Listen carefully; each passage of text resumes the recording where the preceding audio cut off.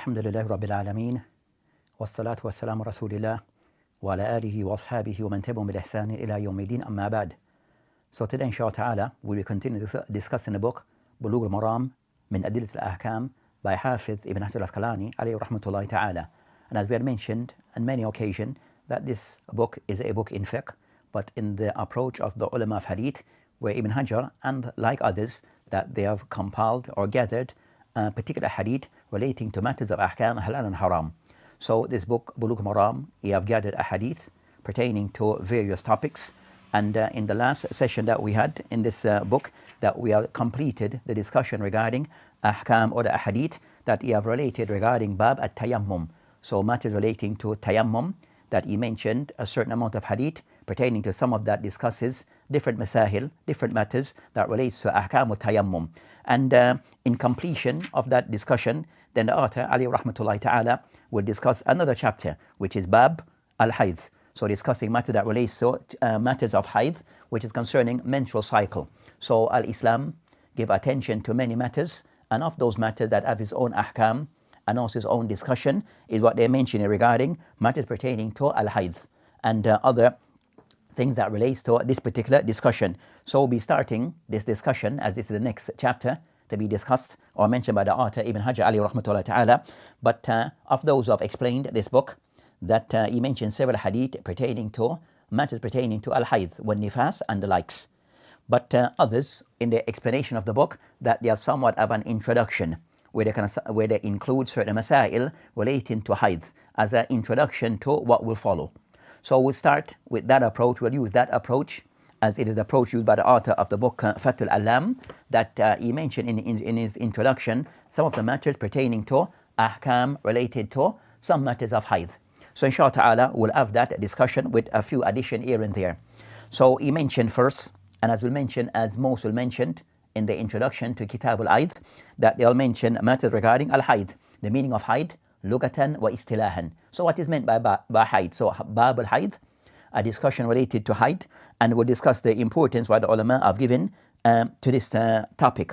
So they mentioned regarding concerning with al-hayd, that with this discussion, that hayd, it means linguistically saylan.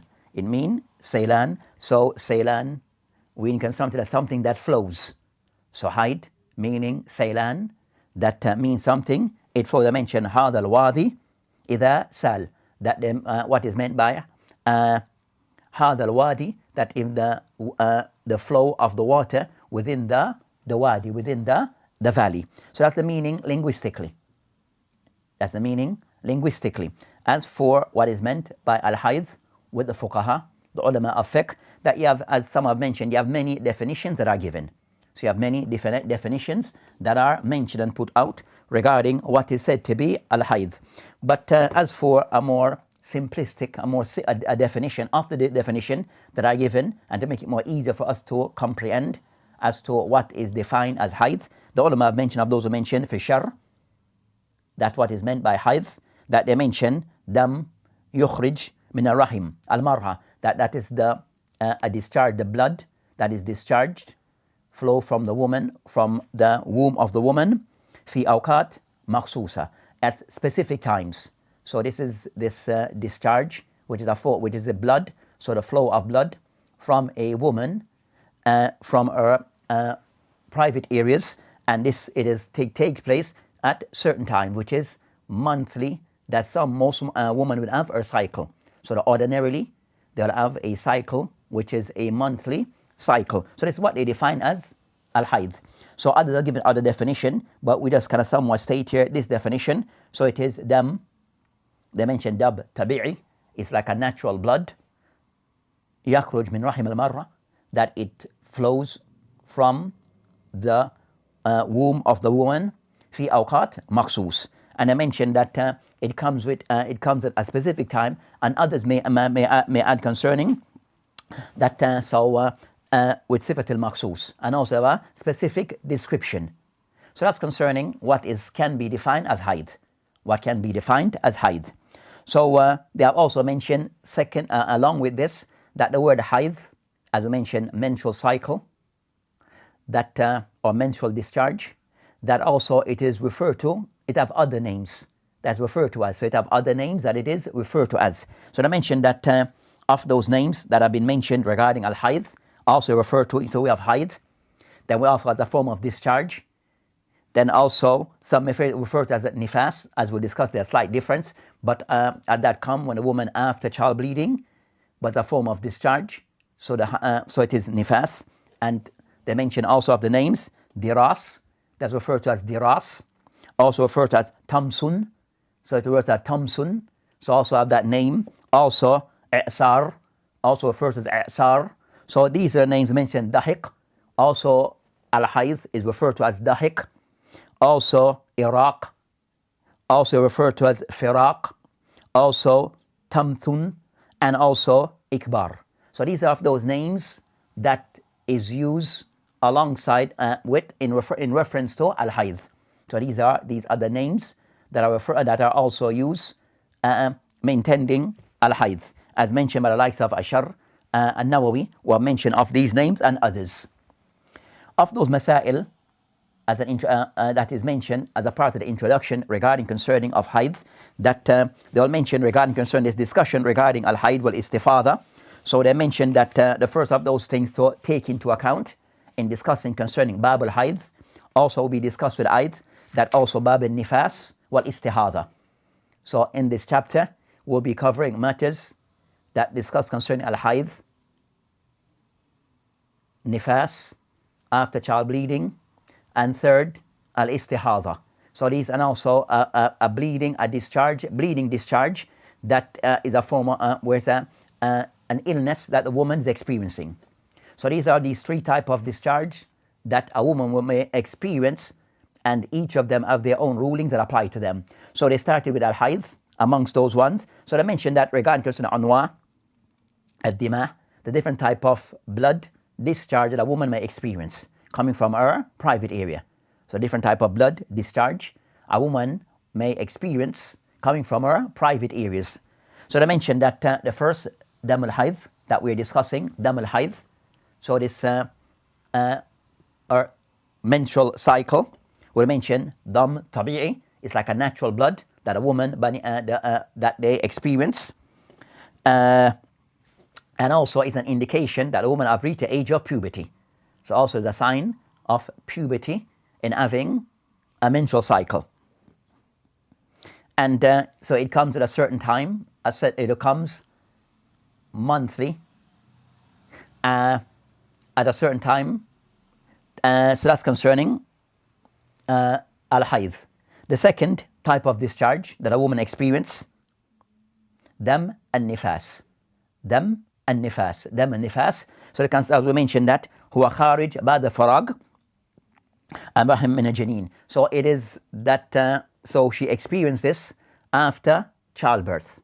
So when the child, the fetus, has been removed from the stomach of the woman, then she have this discharge that come after.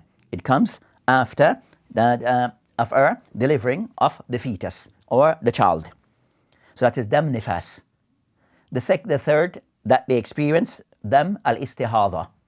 Dam al-istihada. So this is, as Allah mentioned, dam fasad. It's a form of, they said, blood that they said, dam fasad, of bad blood, if you want to use those words, but is a form of concern that laysa bi'ada. It is a discharge that is not according to our regular cycle.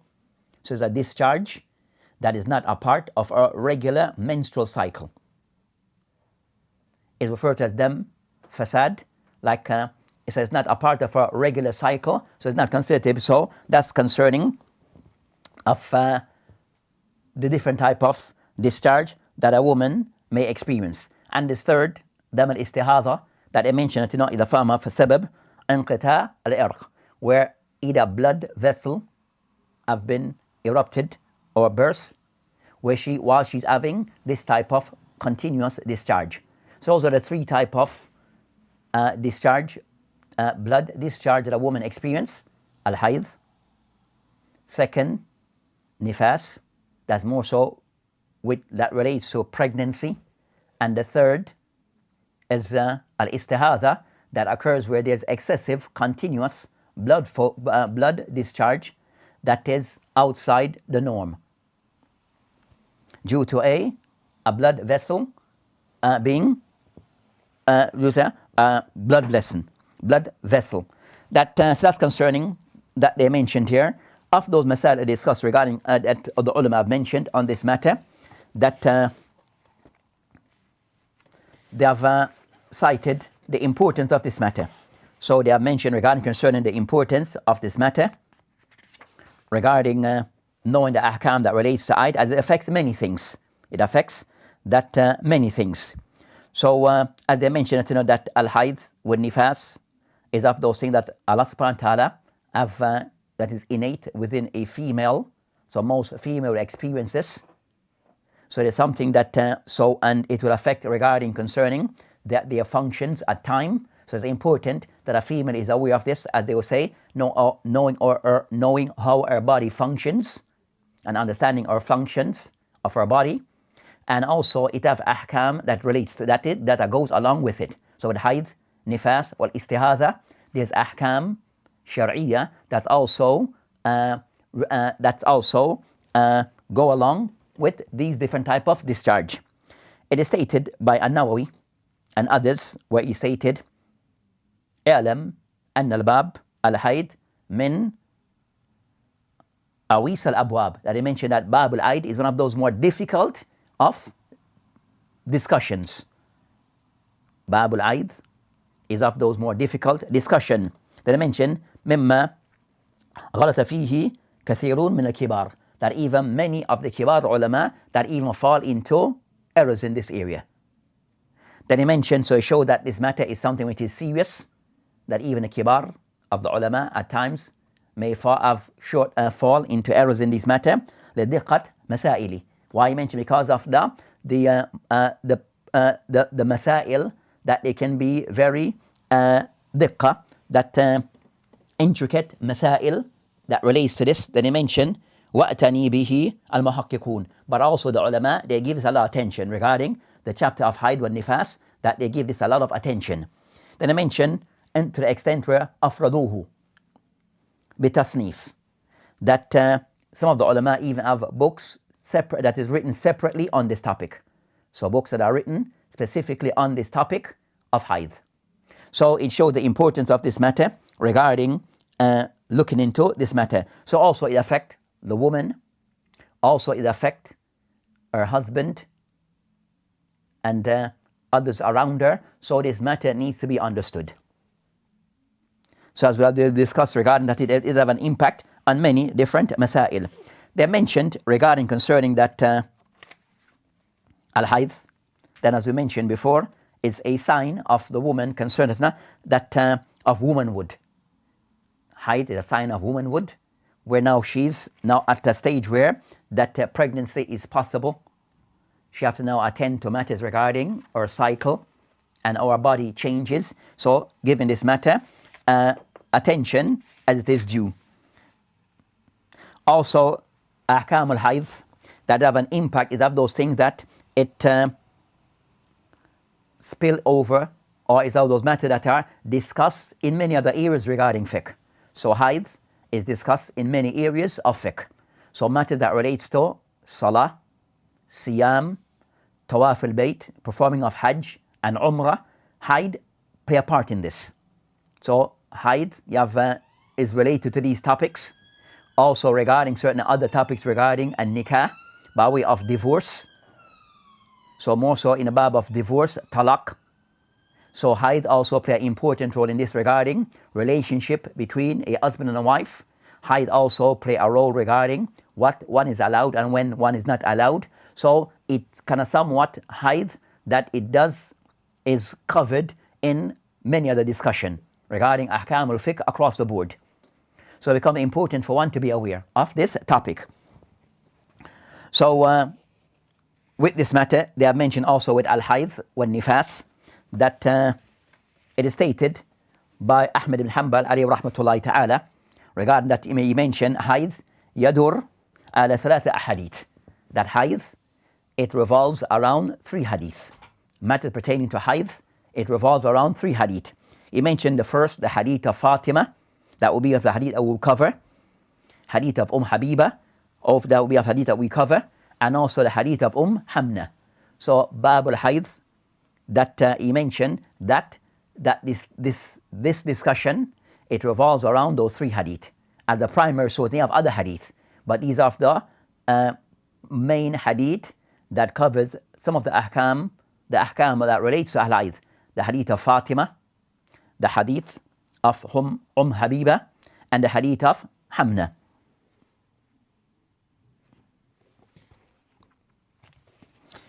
With this, the ulama, they have also stated regarding that, and also matter regarding istihada, that regarding concerning matter of istihada, where a woman might have this continuous blood discharge outside, continuous discharge of blood, which is not considered to be a part of our menstrual cycle, and it can be somewhat confusing for some women. So at times it can be confusing to make a distinction between what is al-hayd and that which is istihada. So the ulama mentioned regarding concern, as I just said in this discussion, that after istihada is something that was experienced by some of the sahabiyat. So istihada is something experienced by some of the sahabiyat, that it did occur then. They mentioned that a certain sahabiyat, that their cases are known that they were affected by istihada. And they mentioned 10 female amongst the sahaba, or the sahabiyat. They mentioned Habiba, Zawj Abdurrahman ibn Auf, Hamna, Zawj Talha, Fatima bint Abi Hubaysh, Sauda bint Zam'a, Salamah, Asma bint Umays, Sahla bint Suhail, Asma bint Yazid, Badia bint Ghailan, Zainab bint Habsh, Jash, Zainab bint Jash. Those are the ones that I mentioned, that amongst the sahabiyat that were affected by al-istihada. So something that did occur then, sort of a basis, and why it is discussed within the Sharia, within the ahkam of Islam, because it was something that did exist and affected by some female, so that matter was discussed, and the Prophet ﷺ gave clarity also the same regarding al-hayd, and it's not something that it existed even before, that it existed even before. That they mentioned regarding of those, and also from the ulama also try to remove some of the misunderstanding some people may have regarding al-hayd. So some people believe that hayd wasn't something that it always exists, of the banat al-Adam, so the daughters of Adam always have experiences. Some mentioned it came along later with the banat Bani Israel. Well, ulama mentioned that's not the case, but something that always exists with a female and not existed at a certain point. So of this matter, so that's concerning of those things that they start in discussing regarding concerning al-hayd. So the next of those things, as we mentioned, that al-hayd, there are 3 types of hayd, is one of the discharge, blood discharge a woman may experience. She experienced nifas, and also she experienced istihada. So the ulama then make a distinction between some of these. What is hayd? And also the hadith will discuss that. I will cover the hadith. What is istihada? And also what is nifas? So they mentioned that, as mentioned by the ulama, that to make a distinction between al-hayd wal istihada. Al-hayd wal istihada. So what is menstrual discharge that a woman experience? And the second will be what is istihada. So they mentioned in brief that it revolves around 4 matters. To make a distinction, revolves around 4 matters. 1, lawn. So the color. So the color, there is a distinction between the color of al-hayd and that of istihada. So al-dam al-hayd, as we'll cover further, that is more aswad, more darker in color. Is more darker in color. As for istihada, it's more brighter in color, so it's more red in color. So it's more red in color. As for dam al-hayd, much more darker in color. The second riqqa, regarding concern that dam al-hayd is much more thakheen, much more thicker, and also istihada, raqiq, is much more said that much more thin. So one is more thick and the other more thin, which is istihada, more thin, hayd, more thicker. Also rahiha, regarding concern also of those things is the smell. So also of those things, the distinction between al-istihada and hayd, the difference also in the smell, where dam al-hayd, much more of a more stronger smell, much more noticeable smell, right? And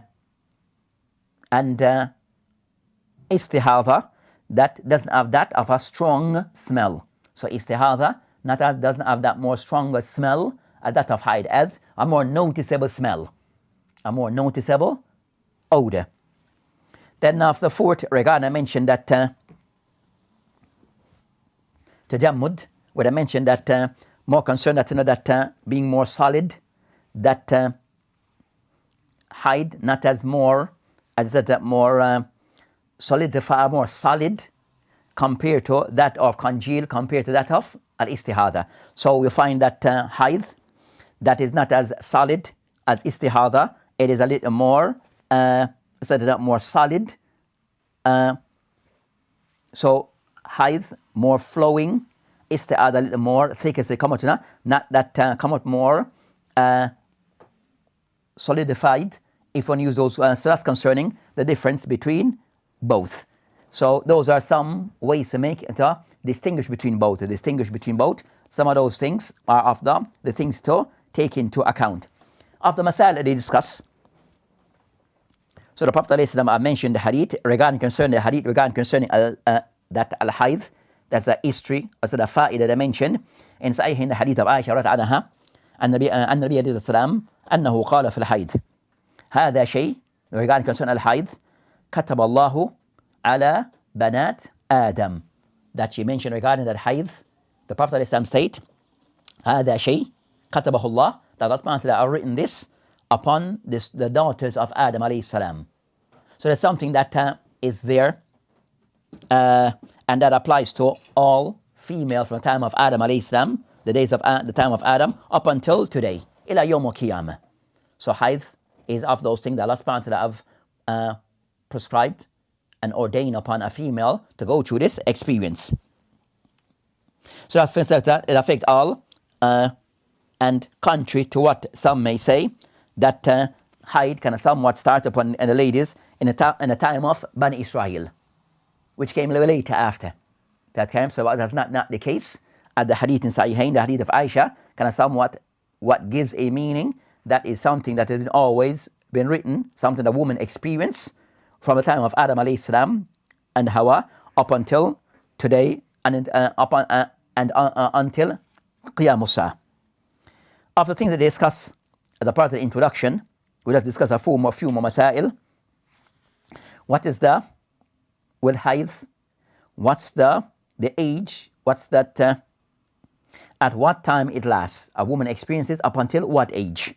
So at what point in the life of a woman she would cease to continue to have menstrual discharge, a menstrual cycle? At what point in their life? At what age in their life? So the ulama on this matter regarding at what point the woman may discontinue from having menstrual discharge or menstrual cycle. On this matter, you find a khilaf between the ulama. So that means the akbar sin, tahid. So after what is at what age a woman stop experiencing menstrual cycle, as they refer to it as menopause. So at what point in their life they experience this. Of the ulama who mentions, amongst them Ahmad ibn Hanbal, for riwayah, Ishaq, that they take the position that a woman that will have hayd up until the age of 50. So they mentioned the age, the cutoff age for them will be at the age of 50. As said Ahmed, riwayah, Ishaq, that a cutoff age for a woman of experiencing a menstrual cycle will be the age of 50.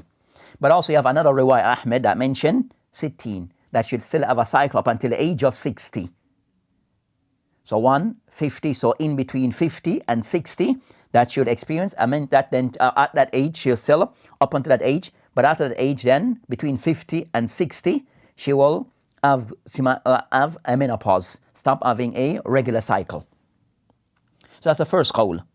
The second view, with the qawl of Imam Shafi, Malik, إلى أنه لا حد لأكثر, that there's no like cut-off age regarding at what point they might for having for menopause. This is that there's no limits regarding what age she might not have a menstrual cycle.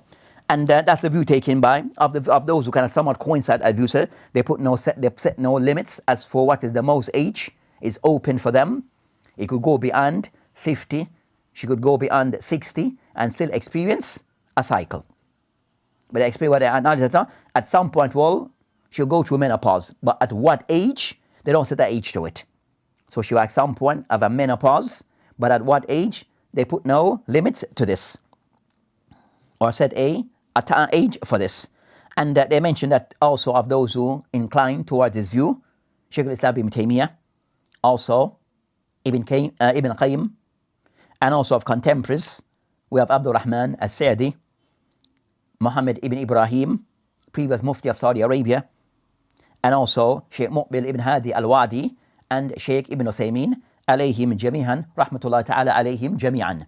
So of those ulama who do not put a time span, a age for menopause.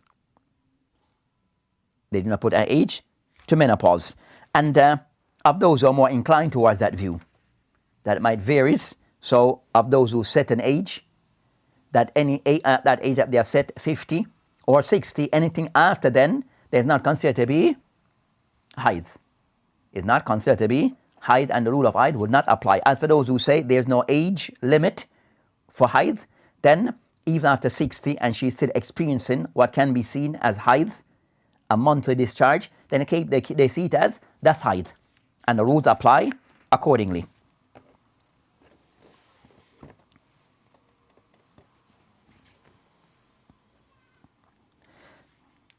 The next, which is opposite,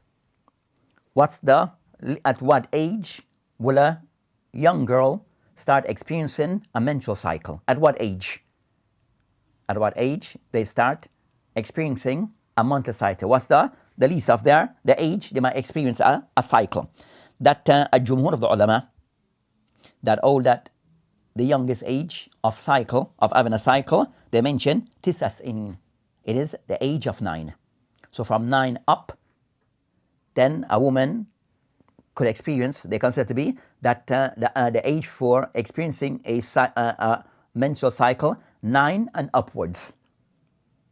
So it is viewed, they mentioned that anything that occurs before the age of 9 is not counted as haid, is not considered as a menstrual cycle. Also, it's considered to be like a form of dam al-fasad. They see it as dam al-fasad. It's dam al-fasad, bad blood. And also the rules do not apply of a haid, do not apply to any girl below the age of 9, if she even have a discharge. So the rules do not apply until after, before the age of 9.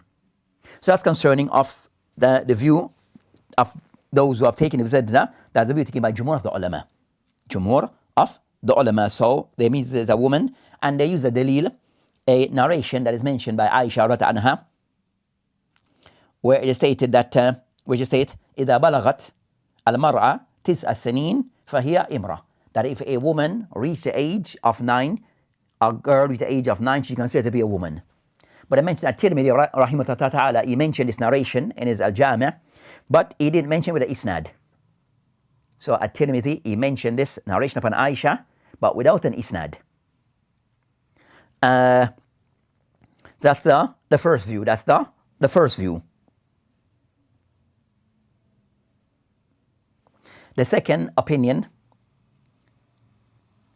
takes the view that with the view of Ad-Darimi, Ibn Taymiyyah, and others, that there's they don't put no age limits also for haid. At what point, at what age they can start.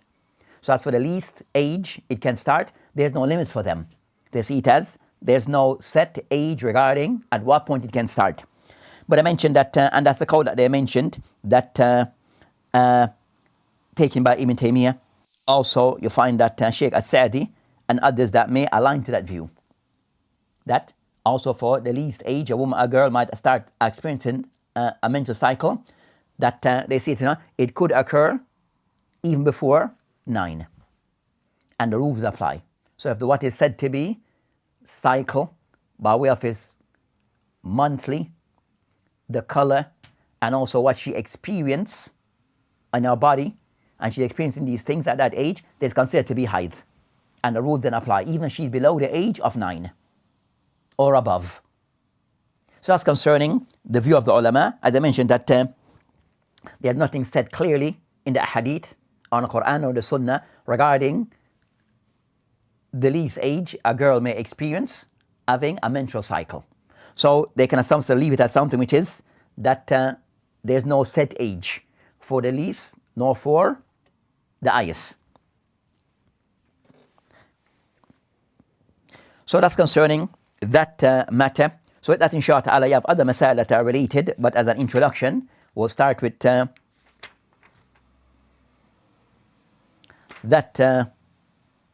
those points, and inshallah in the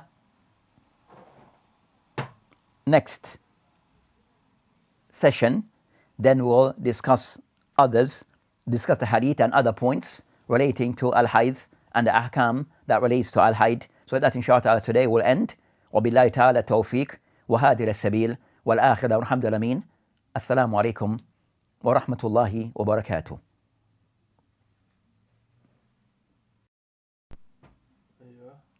How long was that one?